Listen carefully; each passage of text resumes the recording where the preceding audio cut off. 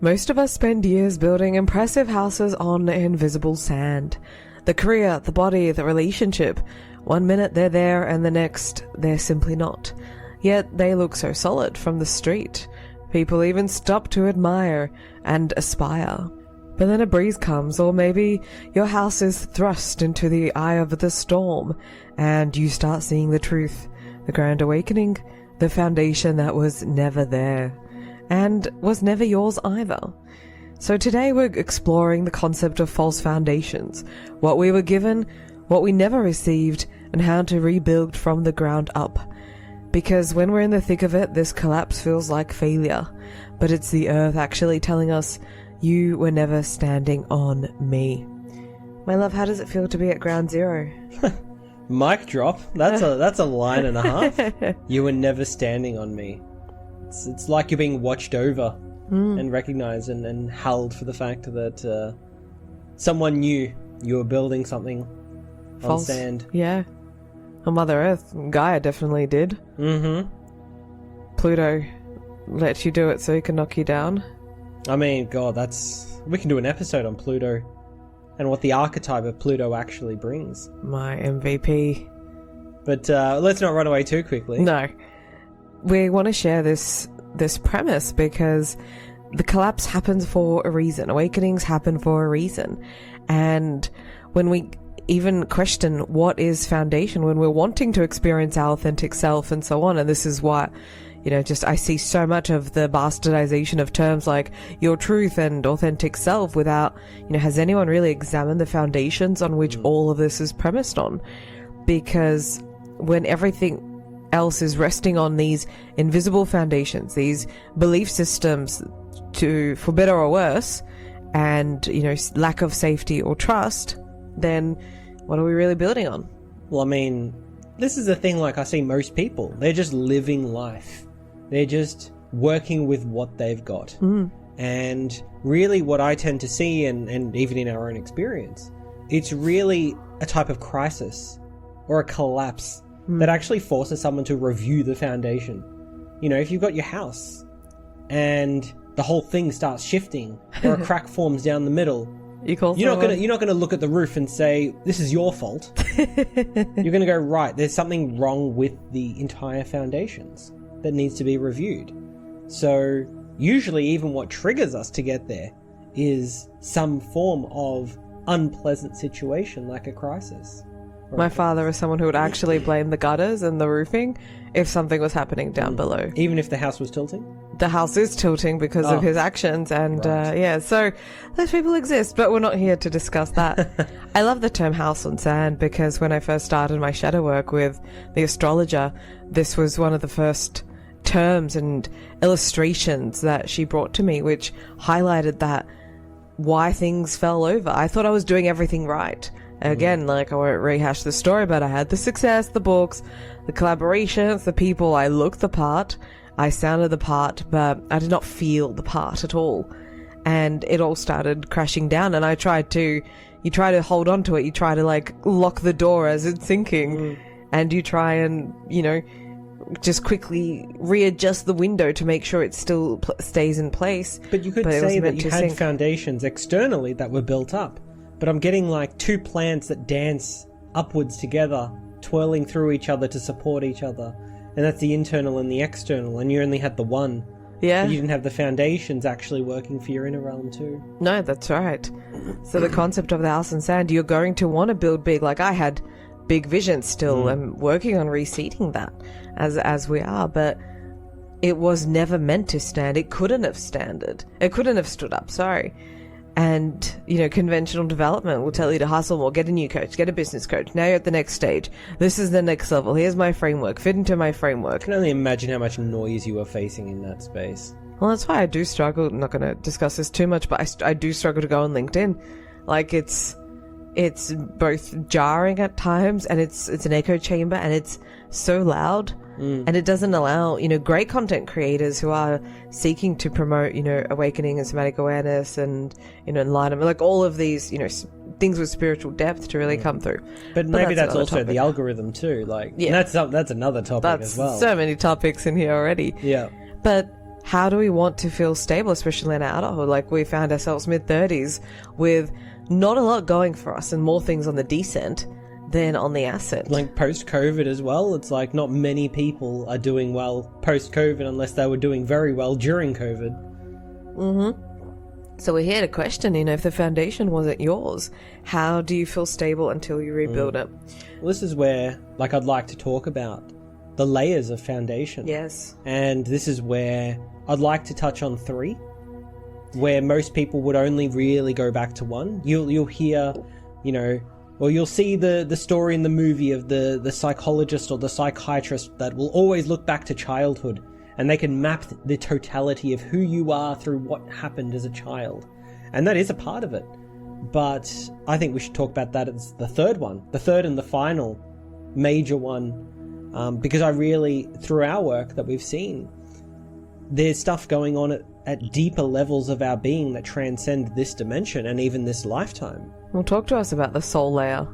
Yeah, well, this is where, in our work, we do quantum healing hypnosis technique, and it's a hypnosis to access past lives and your higher self. And what we notice is things like past life imprints. I've had one client who actually was a very sad old man. And when she died, she took the sadness and the loneliness with her into this life. And she basically stole that man's identity from him to bring it with her. And it's when it was painted as that's what she had done, she's like, why on earth am I holding this? Give it back. And then she released a massive weight off her shoulders energetically. So there's these past life imprints that I've even had someone burned at the stake, and the fear that they carry around being persecuted, being very strong. They've always got that level of paranoia that someone's watching them and someone's going to get them the moment they aren't looking. But even things like vows, this is something we've both faced as well. And how was it said? Not vows of poverty, but vows of blocks of prosperity. Anti-wealth, yeah. Anti-wealth. Yeah, we'll sort of sit in the middle band, but we'll never actually be able to thrive. And we've recently built a garden, and to watch the plants grow and thrive is something that's really... It's sowing seeds in our internal world as well. And so the soul layer is something that a lot of people overlook because they don't even have a deep understanding or connection to these elements of themselves. But it's something that, until you can get out of the concept of your own identity in this life altogether, a lot of people can't even begin to grasp the soul level element of the foundations of who we are. And we're encouraging people to start realizing, as we did in our journey of growing awareness, is that soul memory precedes birth. The thoughts that I had today, then the day before, 10 years ago, they were rooted well outside of this life, and I wasn't aware of that. So you're trying to drive from a place where the soul has come into this life with its own agenda, it has its own mission, it's come here for a very specific mission as part of its infinite evolution. Or many also little missions too. Yeah, absolutely. And this all precedes anything that the world tells us to be and so on. And it was a deep mystical experience where I just said that, let's call it a visit to your local void, where, we are seeking to develop ourselves spiritually, and some people have access to their gifts with ease earlier on. Yep. Other people might do a few courses, develop it, but our path is different in this lifetime, I think. For you, you've had, shamanic lives and quite mystical lives. Oh, you took me out of that too quickly too. I was starting to feel... It was your higher self. What I could only describe as some sort of shamanic psychonaut sort of it was almost like DMT experience, and I was just lying there on the bed. I'd taken nothing, but it was getting that powerful. And you asked my higher self, is it ready to come out or continue moving forward? My higher self said yes, and the little part of me that sensed what was going on was just devastated to have that taken away from me in that moment. We'll speak to management about that. But in the void, it came that we were, from a spiritual sense, suffocated and inverted, like hung upside down. And you saw that. You felt it viscerally as well. It was a visceral experience. This wasn't just a poetic, way to describe something. Like, this is what happened from a spiritual sense. This is what happened, in non-ordinary reality.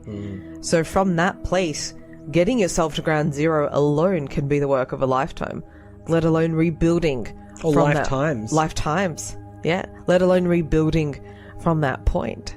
So the instability, let's say spiritually, to connect with your truth, to connect with who you are, this instability begins much before the parents and well before the biography, and definitely well before your LinkedIn and your CV where you had to flat pack yourself into the world. By the time you get to that stage, you're just layers and layers of foundation. But I'd like to move on to the next one, because this is something that it's very feminine, and it's also something that you relate to and have spoken to a bit as well, is the second layer. This is the womb. This is birth. This is pre-memory. This is all of the elements that shape you and mold how you even relate to this life before you have a childhood. The first person I interviewed on before this podcast was Resonant Truth. It was Deconstructing You. And one of the first guests, she was sharing how she accessed a pre-verbal memory. She was put up for adoption at 1 month old. And she learnt in her body at that time, made a belief, cemented it, it's not safe.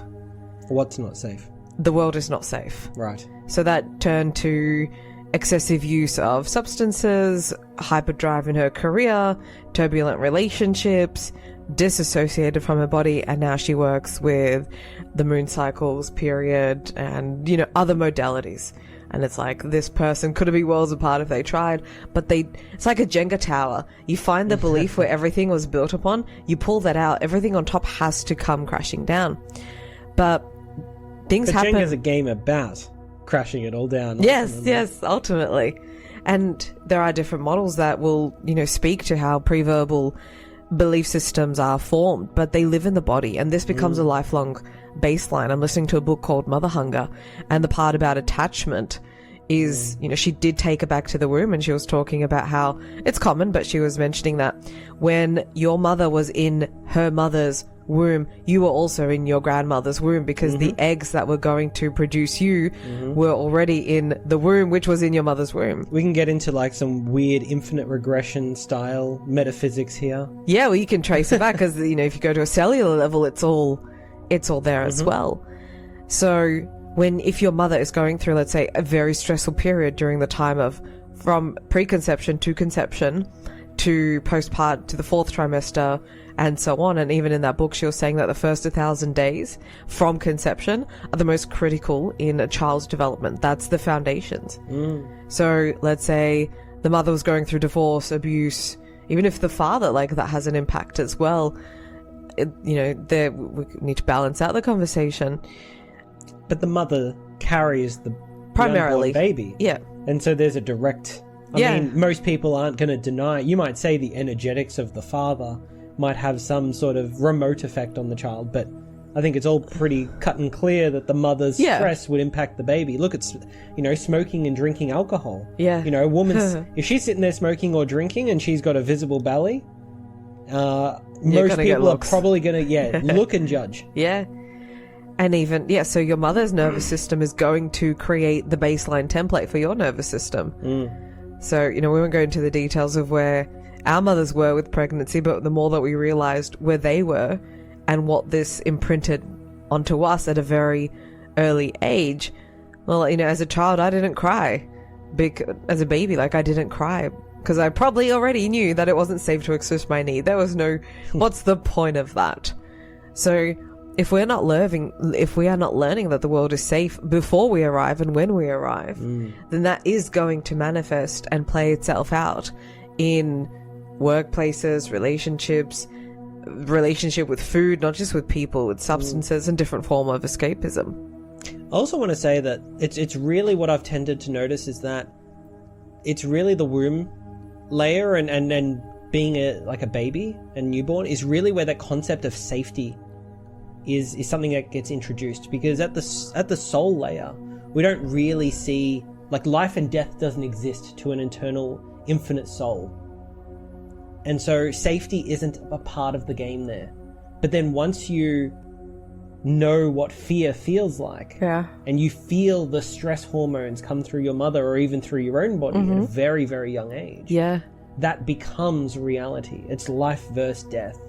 Yeah, and that's what she was talking about in the book as well, in response to attachment styles, that if the baby doesn't have sufficient contact, skin to skin, breath to breath contact with its mother, it just thinks, that's it, it's game over for me. It doesn't know any different. It has no way of expressing or, being told that you're okay, because he can't tell it it's okay. It needs to feel that it's okay. I think I read somewhere with like the early incubators that they created for babies.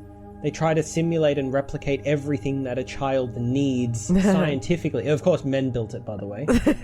And like a lot of the children were dying simply because after they were born, there was no contact, there was no love. It was all mechanical. And the need for the child, the baby, to have love, connection, skin to skin contact, as you're saying, is so critical.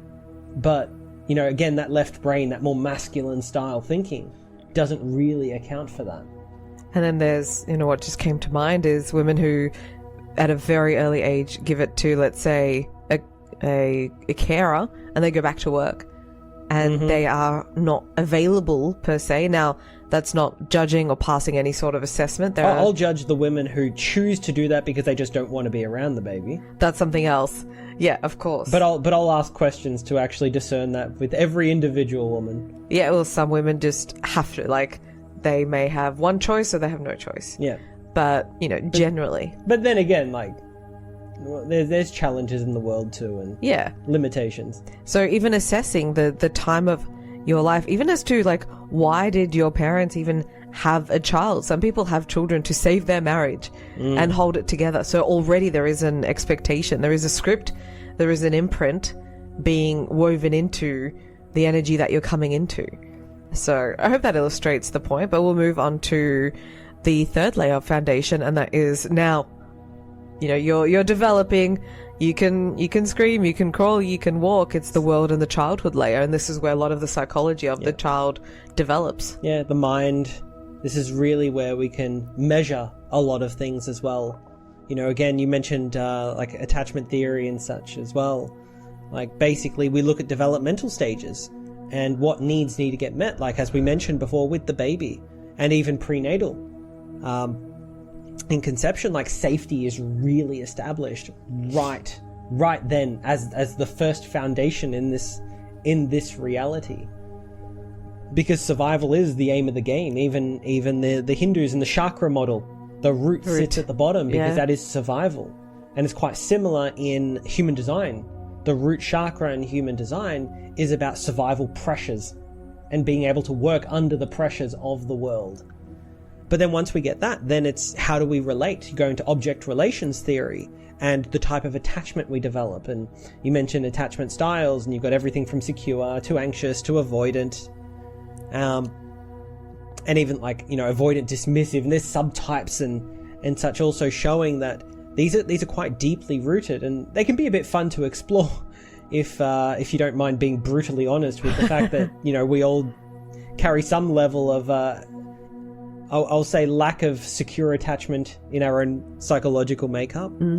But then once you've got your attachment, then being able to build autonomy. This is when like the terrible twos comes along and you start to get that sense of I and mine. They want to do everything themselves. Yeah, well, it's not just doing everything themselves. It's this is my toy, not yours. And then once they have their autonomy down, they work on to building an identity. I like these things. When I was a kid, it was I liked Toot Toot or Thomas the Tank Engine, and then it was Goosebumps and Power Rangers. And really these being autonomous and knowing how to explore and learn and grow with these things built that identity. Then I could become good enough to develop that competence in something as well. I got a Nintendo, the NES, the very first Nintendo they had, and I would play the very first Super Mario over and over and over until I beat it, and I got so good. But really becoming, it's not just building an identity to explore something, but it's also actually becoming good and passionate about something as well. And that's when ultimately not ultimately yet, but we start to develop a deeper connection to whatever it is that we actually want out of anything, whether it be another person, whether it be out of a video game, whether it be out of an experience or a lifestyle, or a job, or like a career path. And then that ultimately comes back to contribution. How do you give back? You know, you think of the person who gets old, 60s, 70s, 80s. If you've lived a full life by that stage, then ultimately what do you do once you have everything? You learn how to give it back. You become the mentor, you become the sage, you become someone who recognizes that the whole point of the game of life is to give it back. And so this is really the sum of the worldly layer that's not really even just rooted in childhood, but it plays out the entire script of life. And as you were saying beforehand, through all of these stages, when we go through crisis, this is when the adult self has to revisit these stages if something was missed. Can you talk to that further? Well, I mean, this is something in soul contract work. Otherwise known as, the midlife crisis. Yeah. When, in the soul contract work that we do as well. And there's two major triangles. And one is the physical, which is, everything in the worldly, in the body, everything that others can see and measure. When you talk to, being in our 30s and, not having our foundations right, that's very much tending to the physical karma triangle of, as a subset of the whole physical, of the physical triangle. But really, it's sort of around that middle age that the internal realm of the spiritual triangle, and understanding that you are a spiritual being with internal needs that also need to be balanced. It's like the scales you can't just lean into the physical world and think that you're going to have it forever. You can't cash your checks after you die. That's not how it works. But understanding that you need that inner fulfillment is something that really hits hard. And even though you might not have the language, the model, the tools, or even people to talk to actually understand and map this. I mean, people they grow up not even understanding their own emotions. People understand their thoughts pretty well these days, I would like to think. But there's still a lot of people who, don't even have emotional mastery. So then when it comes to, like the midlife crisis, it's really a stage of, there are parts of their development in their worldly layer that were missed, neglected, and have now come back with a vengeance because their inner world demands it. And these can be so subtle. Society was told me that being an only child, you're the golden child. You get everything. They pedestalize it. By far. It's like you must be spoiled and doted on, and sure, there's benefits, as there's benefits to having siblings. But so many markers are missed, and one of the big ones was the ability to have healthy relationships, or learn how to express my needs, and also work through conflict, because I would shut myself down in conflict when I felt that I was bad, I was a bad girl, and then my inner judge would just be so rampant, and, I didn't need anyone else to beat me up, I was already doing it internally. And again, there's different dynamics, being the oldest, the middle, the whatever it is. But the principle here is that life will always pull you back to the last rung that you missed. You can't skip school. You can't skip a grade. You can't skip a lesson. Dolores Cannon teaches that as well. When you die and you have your life review, you can repeat a grade, but you can never skip it. That's it. So at the start, we mentioned that we're at ground zero, and this is quite some days it depends which area of life. Depends which area of life. Because there's many areas of life that you need foundations in. Of course. There's many areas. But when we talk about ground zero and starting all over again, like especially for us, the last 2 to 3 years have been, or maybe even longer. Everything's been shaken up. Everything's been shaken up. Everything's been brought down that...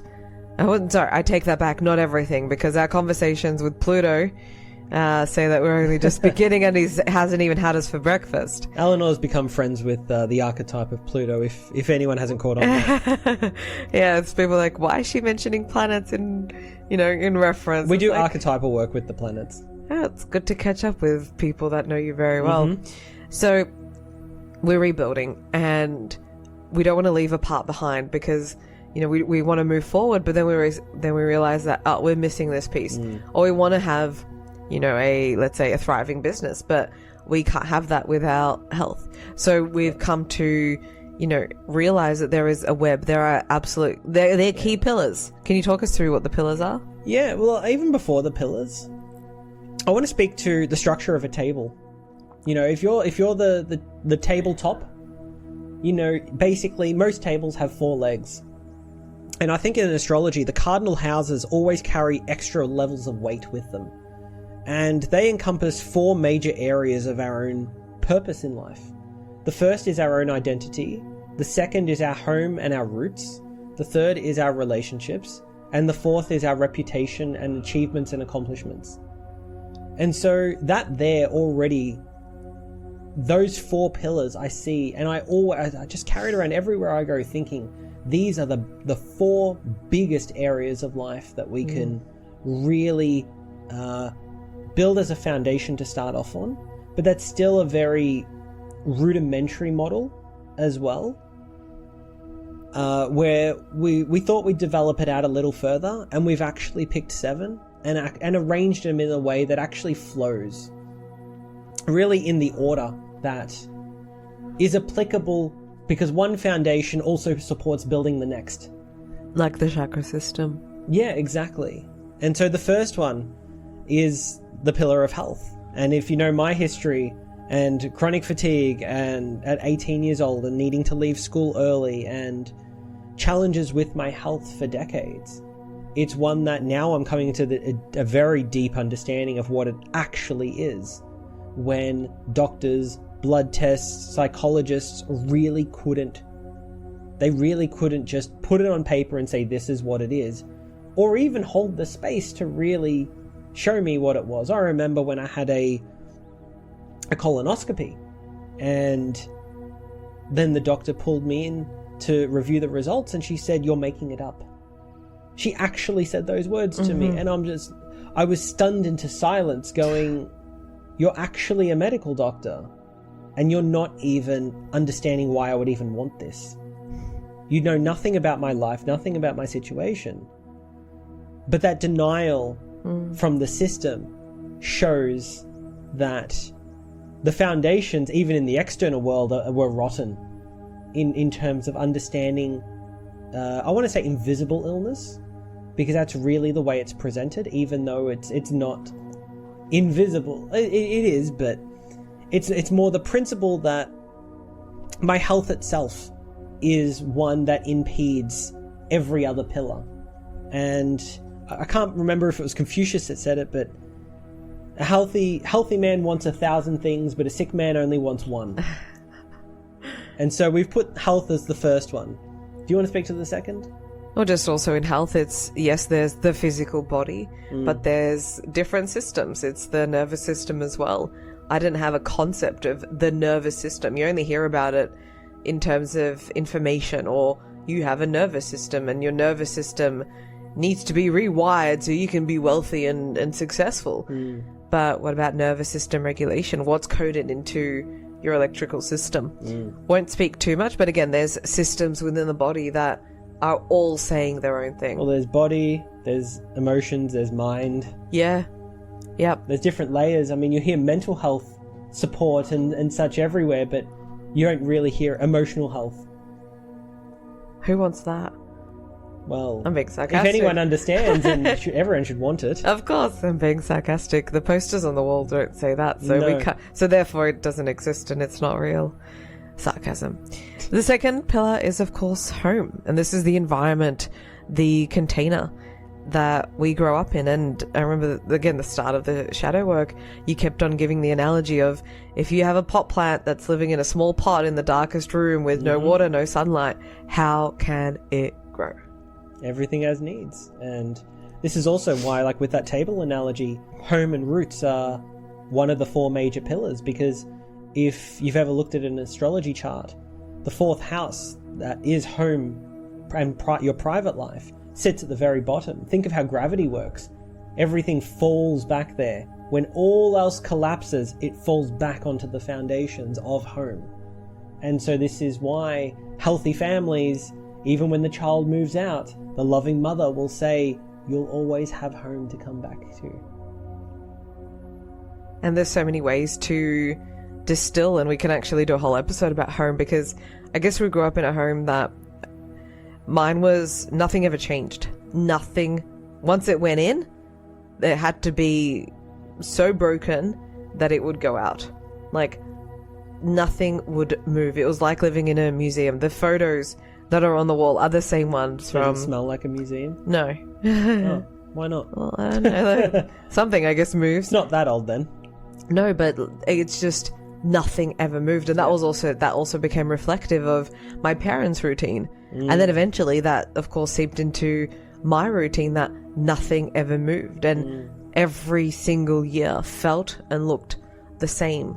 And that's one aspect. And also another aspect is, from my needs, beauty's really important. Beauty in the home is something that we both value so much. And we don't have, I guess, aesthetically pleasing homes, or... We didn't.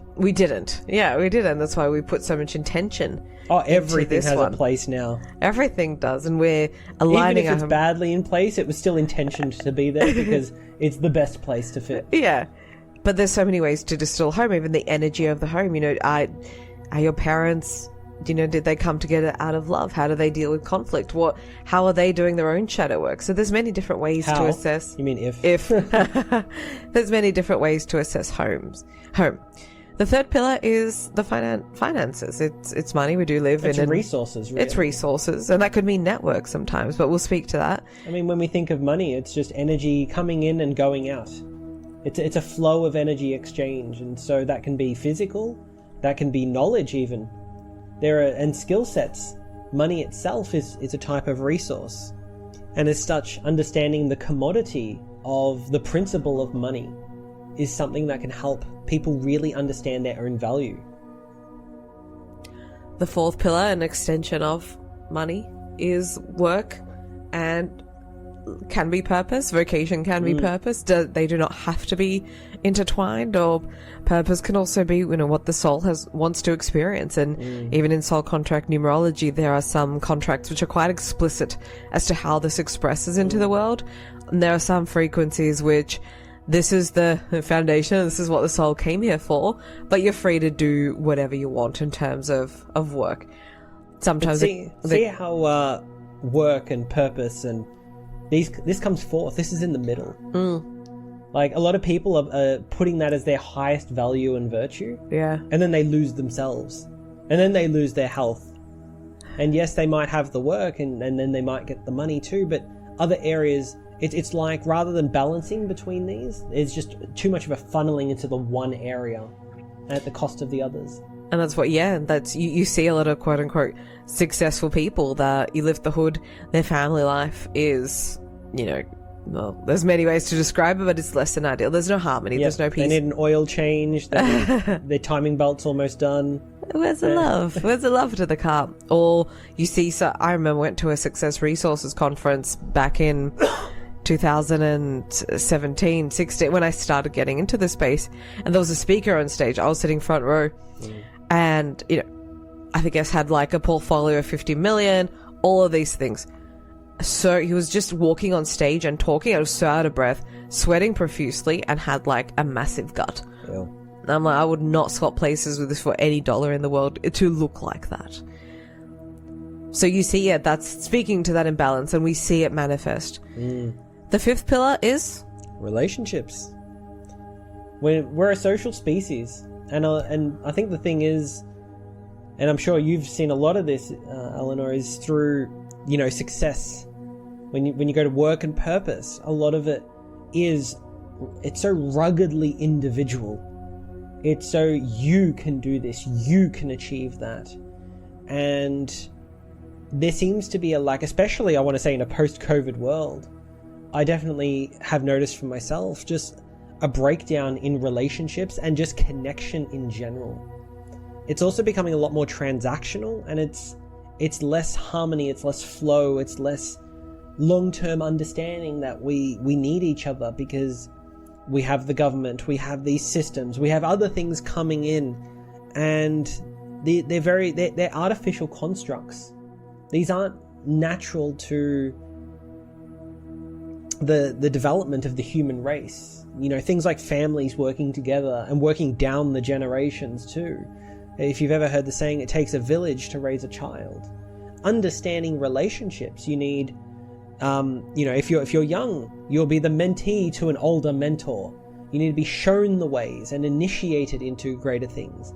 You also need siblings, or you need friends, you need people that are lateral. And then you also need people younger than you, so you can know how you can pass on, or how you can support the next generation as they're coming up as well, because it's a cycle. It's a cycle of life, if you want to see it in that sense. And really, to not have that means you can't really extend what you have to other people. And if you can't extend that, then you also can't receive by virtue. And this is also the challenge with a world that's become so compartmentalized. And you see us, like, even in, say, like the job searching or dating profiles and such like that, it's all, everyone gets their own little compartment. But the lack of being able to feel the energy between them all is sort of just gone now. It's been so reduced down into these metrics. And so relationships are also one that allow us to just also intuitively connect with, each other and energetically feel into our placement within the world as well. And I'm not saying anything good or bad for things like hierarchies and such, but relationships are so important to both, like money, give and receive. Do you have anything you want to add? The quote that came to mind was, we want someone to witness us. And that's what relationships are. They're both a mirror, they're a witness. And we won't go too much into relationships, but without proper foundations of, feeling safe, feeling free to express, then we also bring these patterns into relationship, which continue to distort and contort who we are, because we're also taking on, other people's energy. But that's opening a whole other category. So not too much to say on relationship. What is the sixth pillar? It's creativity. And the reason this comes quite far down is because it's something a lot of people overlook. It's something in our regression work through QHHT that I've had a few clients that really, they've lost the magic of having a creative outlet, a way that just allows them, they don't even have to be good at it. It might even just be a paint by numbers or a connect the dots. Like, it can be something so basic, but it's something about connecting with the principle of creation itself. Because what I've tended to notice is that a lot of people can tend to carry this rigidity through the repetition of their lives. Even like in the workforce, people move between very, very similar jobs doing very, very similar things. And they've been sort of, it's sort of like a blacksmith turning, forging a sword and heating the metal up enough so it can be, struck and then, be malleable enough to take a certain form. But the thing is that form then doesn't change. And the thing is, a lot of people, without a creative outlet, they actually begin to lose the capacity to think in new ways, to feel in different ways. Creativity is, if this plays on the second chakra, the sacral, which is about vitality and life essence. Spirit wants to come through creativity and through expression. Through children, you see it through play. And through adults, you see it through sex, and you see it through procreation. Creating life itself is its own type of, it is creation energy. And this is also why the human race also feels compelled to procreate as well. But it can take any form. I've had some who even just build sort of like a vision board, and the type of color palettes that they want to use for their home, and what sort of plants they want to have. And even that, it doesn't have to be physical. It could just be mental construction. Even creating something in your own internal realm and world is sufficient. But being able to do that breaks apart the rigidity of this world. What came to mind was how the hustle culture also funnels creativity into having it to be commercialized. I definitely fell into that trap, and I only created if it could provide an output or an outcome. And not always, but there was such a big push to create in that sense and in that domain, and learning how to do things just for the frivolity of it, like cooking. Yes, there's an outcome, but many things go wrong, and it's its own meditative practice.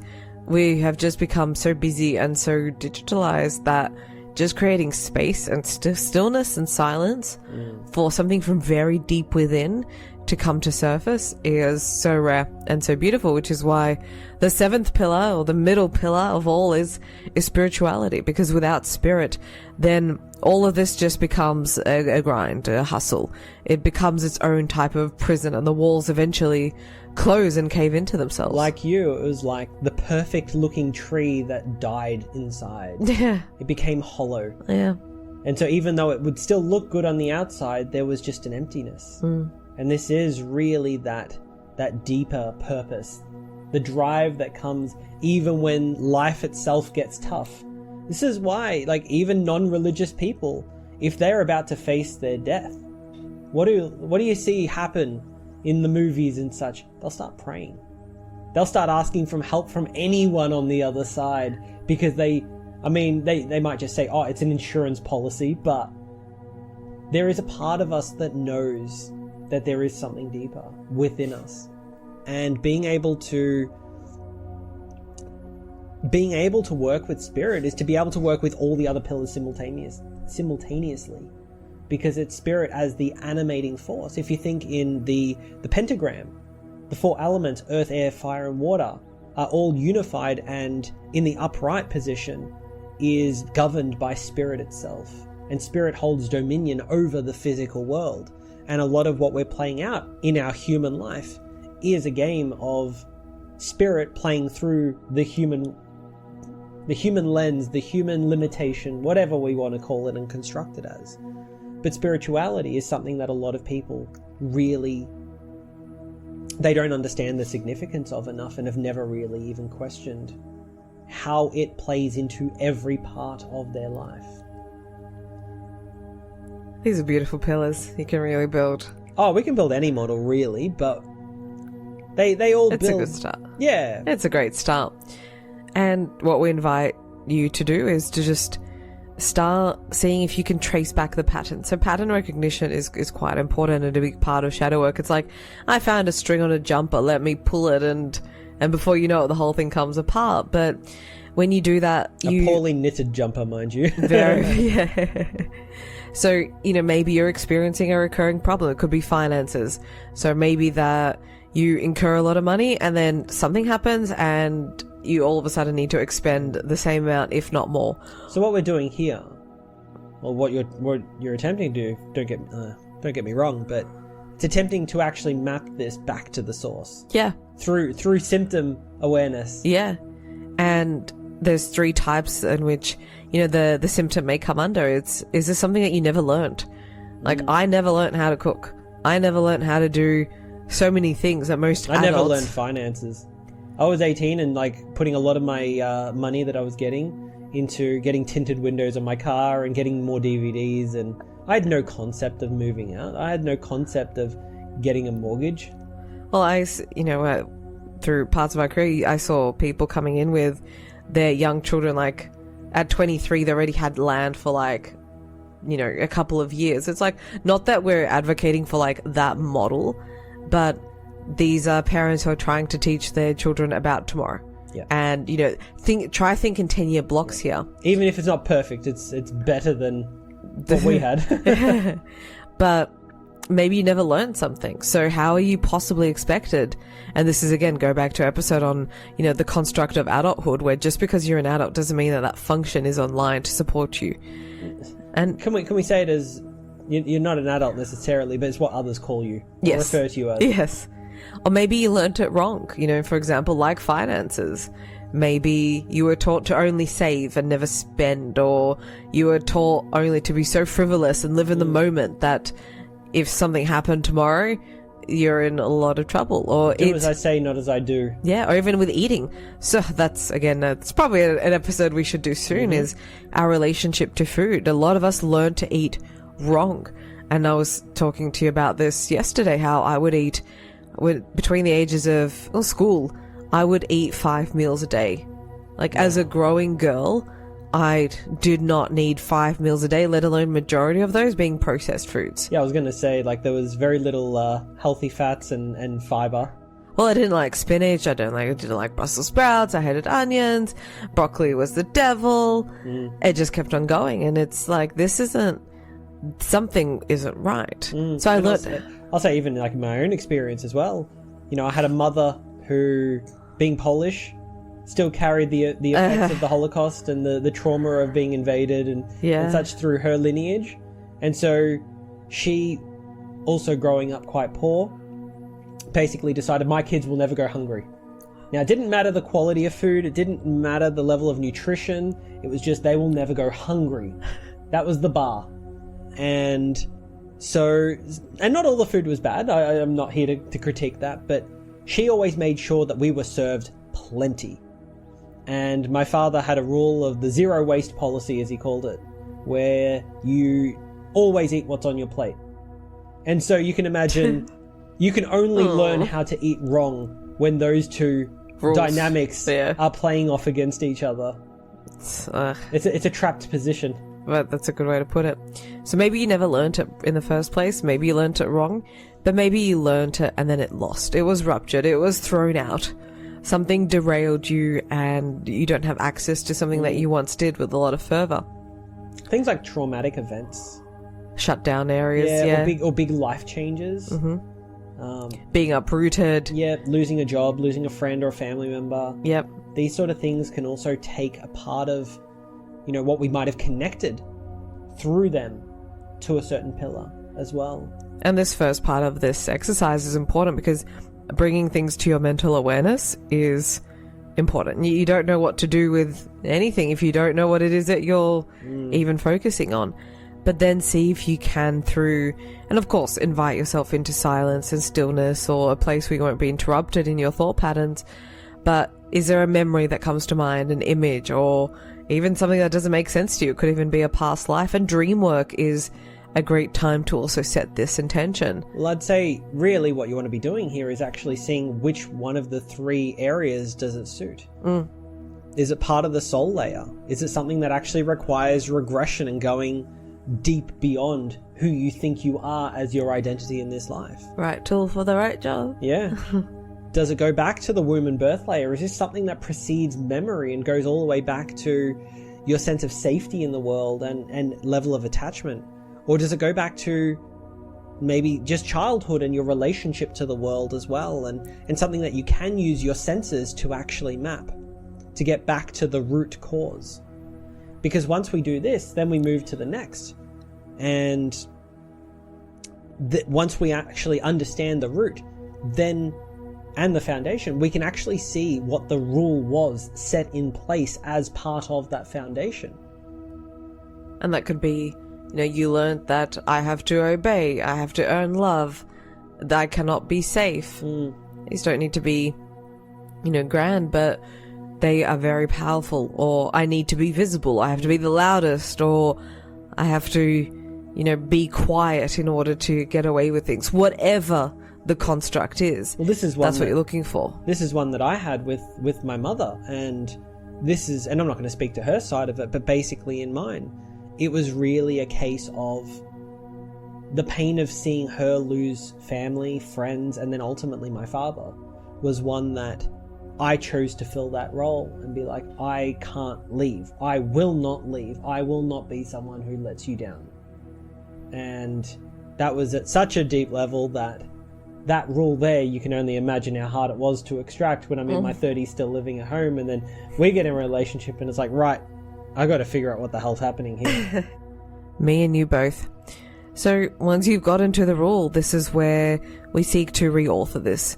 And there's many ways to access the belief. You can, there's somatic practices, there is QHHT, but the more relaxed you are, the deeper you can go in order to reinstate the belief system. It's really simple. It really is just a case of once you can connect and understand something well enough, you can choose differently. The level of depth that it is the level of layers or work required to get to it. But really, there's many ways to get there.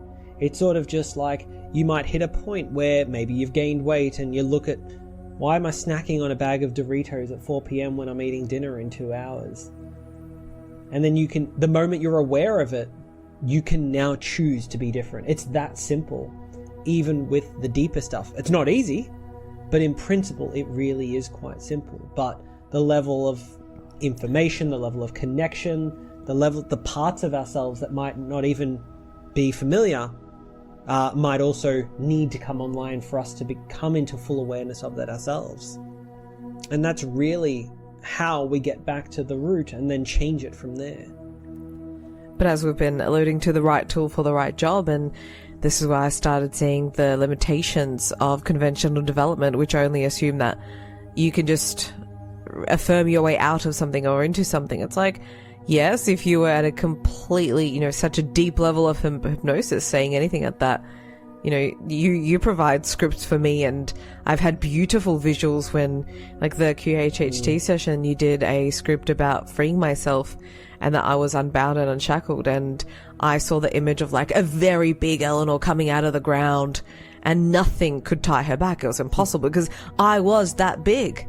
So then when I had to take action into the world, I could anchor into that script, anchor into the belief system, and things could move. So we've talked about, guided regressions or journeying, and QHHT ultimately to locate the seed of the event in this lifetime, out of this lifetime. Well, we needed a lot of access to past lives to complete the picture of our own challenges and how to uproot ourselves without parents, real mentors, or even in this case sort of friends. We both had friends, but not friends who could help us in the way that we needed. And also, theta meditations, but working with the body. This is where, again, conventional development leaves a lot of parts out of the conversation. Our spiritual body, our emotional body, and our physical body.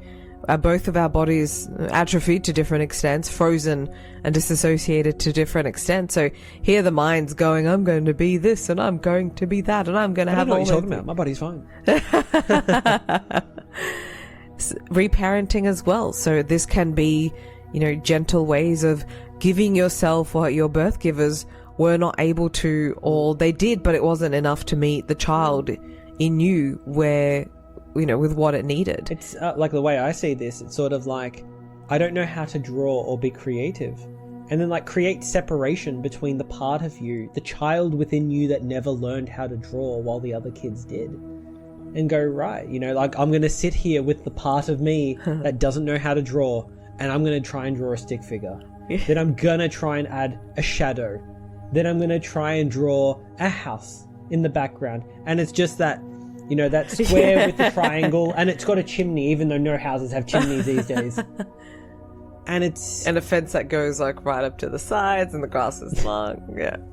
But it's the point of understanding that reparenting ourselves is, it doesn't need much more than understanding that there are two parts of you trying to live through you in this moment, and creating enough separation and respect for the stunted development of one part to learn how to do something that others just developed intuitively growing up. And it's consciously rehearsing the missed stage. And as an adult, like the astrologer I work with, she sent me to an animal farm. I'm like, why would I want to do that? And it's like, and then I went and I'm like, this was the best day I've had in such a long time. And it feels, antithetical because it's guilty. You feel guilt of resting and you're taking time away and you should be hustling. Like, it really brings up a lot of, script. And then there's also environmental correction. Sometimes a place, physical place. You just gave the example. Well, but you have to go to new places. A lot of people don't have, in their foundations, they have a very limited band of experience. What you call a third space. There's work, there's home. Yeah. But there's no third safe space. Yeah. And that's also a challenge with the world, that is getting more tough, is that lack of third spaces to go to that don't require money. And also neuroplasticity. So this could be a theta meditations or anything that you repeat does build literal new pathways. And this can also, again, ties back. So all of these, you might be in a season where you're not working with anything. You might be in a season where you're working with something. But to reach the footing, you need to lift the house. And, this is, many of you might be familiar with the iceberg model, but when you want to get to the underside of the iceberg, this is deep sea diving. You can't. Like 10% of the iceberg actually shows itself above water. Yeah, the subconscious is a vast, vast place. Yep. Don't think this is just, oh, my parents gave me bad money beliefs. I must now affirm to myself that I'm a millionaire and things will. Why would the soul choose a life where your parents would give you bad money beliefs? Yeah, It's like you got to go. you gotta go deeper. Yeah, it scripts all the way down. Yep. But yeah, even on like neuroplasticity, just very quickly as well, it's something that people don't even understand about their own body. Even the brain itself is plastic. It is always forming new connections, and this is where when we limit our environmental exposure and we get too regimented within a certain lifestyle, then do we start to lack that ability to form these new connections as well, and then the brain begins to atrophy. And so repetition, even not in a specific thing, but in breaking old patterns itself, also brings back that plasticity as well. And that really can bring back that sense of the freedom and to build new foundations again that many people lose because we're just so entrenched within our old lifestyle.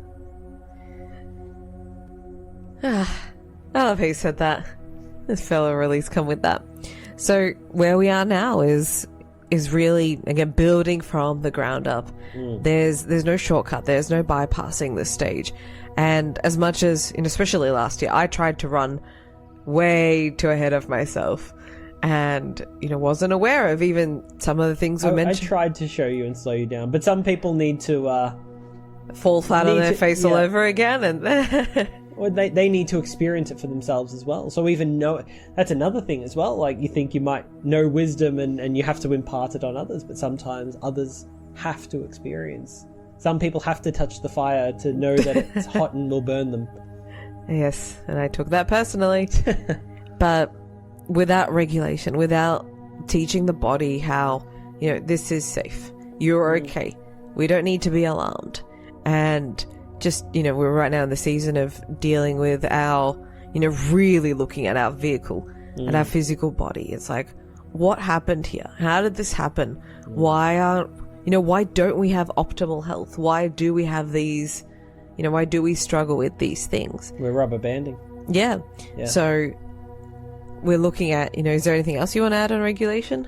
Well, no, but I think after we've done that, after we've integrated these elements and really want to begin to reconstruct, rather than sitting here building our own models, this is something that's already been developed.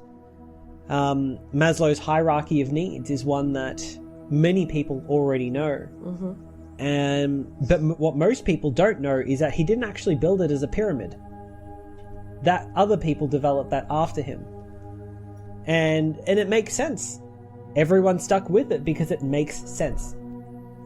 And so the 6 stages are essentially broken down into 2 tiers. The first being survival, and the second being more transcendental and spiritual in its nature. The first being basic physiological needs. This is just strict safety and survival. And this is, food, it's water, it's oxygen, it's sleep, it's anything that just helps you regulate, like the baby. The second being that of your safety and even security needs. You need to be able to protect what you have. You need to be able to look after your health as well and maintain your vessel to not only just survive, but now do work to actually hold on to and preserve and even last into the future. The third being more related to connections through family, friends, a partner, and intimacy itself. And then the fourth itself is about self-esteem and building on confidence and achievement and being seen by others, a lot of what you've been doing out in the world, and this is very much that, but that's still in that survival and it's functional in this world sort of realm space. But that's sort of the upper ceiling that you'll actually really achieve. But then when we get into the fifth, which is the second tier, anyone who knows this model knows of self-actualization, understanding creativity, morality, problem solving, learning these deeper principles of reality itself. Understand their own life purpose. It's not even just about achievement anymore. It's about something bigger than that as well. And actually embodying and actualizing the life that you wanted to have. And your highest potential, if you've ever heard that say, but not in a sort of life coachy or sort of sense like that. But then there was a sixth one added, which is called self-transcendence. And this is really where spirit comes in, to respect the fact that the whole point of it is to transcend the identity and understand that this is all just an experience. In the way that the mind of the all sees reality in a dream, so too can we ascend to that level to realize that a lot of the decisions that we made or didn't make, did they even really matter? It's all just part of the big sea of life, and it's all just experiences being had. But understanding that we can transcend that and understand that it's all just an experience to teach, learn, to help us grow. In what sense? Well, even that. If you transcend it enough, you realize even that doesn't matter once you hit a certain point as well. But the point of this model is really just to remind people that this work's already been done and it's already been very well refined. And so, would you like to add anything on that at all, Elinor? Well, it's just a fantastic way of just revisiting the foundations, learning to crawl before we can walk, and then learning how to walk before we can run. And the thing is, it seems that some people might, like me, you're at the esteem stage. You're like, right, I'll focus on this, but not for properly examining what lies underneath that. And social media has a lot to, I guess, contribute to that, because you see people putting out their career evolution. I was that person, and then you're like, wow, this person must really have it going on, but how are they consciously raising their children? Are they, there's so many things to be questioning. So I think this model cannot, it's so beautiful in its simplicity. It's funny how you're working with esteem and getting the accolades and achievement and recognition by the world, while I was trying to do self-actualization work when my lower centers, particularly on esteem, were through the floor. And all you get is dissociation and really like a floating head. And yeah, I'm looking at the hierarchy right now. It's like that is the only tier that I was working on. Nothing else was online. I mean, there was a little bit of safety. Yeah, basic stuff. Very basic. You're still showering and eating. Oh, of course. So I think that model is great, but you can only go to the next level as much as you've actually developed a solid foundation for the previous one. Well, even now, how do we want to eat? How do we want to sleep? How do we want to do these things? When you want to consciously examine everything in your life, yeah, it's going to take time, and it's going to require you to just be like, okay, I'm in this season, and this is not a season for externalizing myself and putting myself out there and calling in big opportunities and all these things. Speaking from experience. Yeah, I remember having one client from a QHHT session. Yeah. Well, actually, I'll speak to two. One of them who was a heavy smoker. And going back to Maslow's hierarchy of needs, here she was, trying to get into self-transcendence work. Yeah.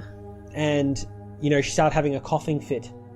And needed a cigarette. Okay. And then another one who'd never meditated, who'd never done any inner work, and she couldn't even get deep enough. And most people have the capacity, but she was also one that didn't really understand the nature of this work either. She was just in it to see what an experience like this might even be like, without any, from what I recall, any sort of planning or preparation at all. Just sort of rocked up on the day, like first day on the job, trackies and thongs, and it's like, yeah, we're working construction, boys. Like, What do you mean I need a hard hat and steel caps? Yeah, no, I didn't bring them. Yeah, I know you issued them to me. So really inviting you to explore the foundation and to go where, you know, you might be a person of aspiration, and that might be aspiration in the home. This is not necessarily not aspiration in corporate or business or anything. It could be just, you know, whatever aspiration means to you. And I want to have... sorry. No, go on. I was going to say, like, and really just bringing it back to the concept of foundations. Really, we think growth is about, like, acquiring something new. But sometimes growth is actually just reinforcing our foundations. And it is actually making ourselves so solid, so big in your experience, in a way that the parts of our life that we are aware of, not even just our life, but ourselves that we are aware of, growth isn't always getting bigger. Sometimes it's becoming more compact, more stable, more grounded, and just enriching the parts of ourselves that aren't already rich. And as we were planning the episode, you were giving the analogy that, you know, we've had a lot of sand in the foundation, but to reinstate rock, you know, solid rock, and not just in this lifetime. So the character that the soul plays in the next lifetime can carry this over, and it knows how to do this, because I've been shown a lot of lives as women who, let's just say, have not done a lot on resources or not. So know that if your life is cracked open, you know, I certainly rush to rebuild the same walls, but that's not what the soul wants. Go down, go deeper. And sometimes it requires a nuclear type of clearing out of everything you thought you knew, that you're like, right, I've got to start somewhere, and it's going to be with the most basic things that we take for granted. Sometimes it's a complete knockdown. Knockdown rebuild. Yep. Touch the real ground, the one underneath all of the stories and all of the patterns and all of the scripts. The soul's been there, the soul knows. And the body certainly remembers it. We can speak to the body more. And as always, if you would like us to speak to a topic, you can connect with us on Instagram. I'm the Elinor Moshe. And I'm the Daniel Darman. And know that the soul remembers what it came here to experience and what the soul already knows. As the saying goes, the axe forgets, but the tree remembers. Yes. That one cuts deep.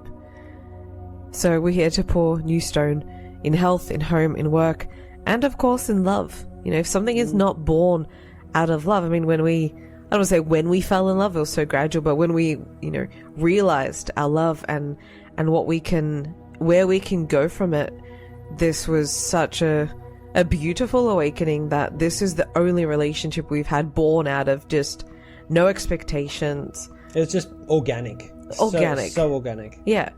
And then putting that in contrast with everyone else around, where it was born out of performance, expectation, strings attached.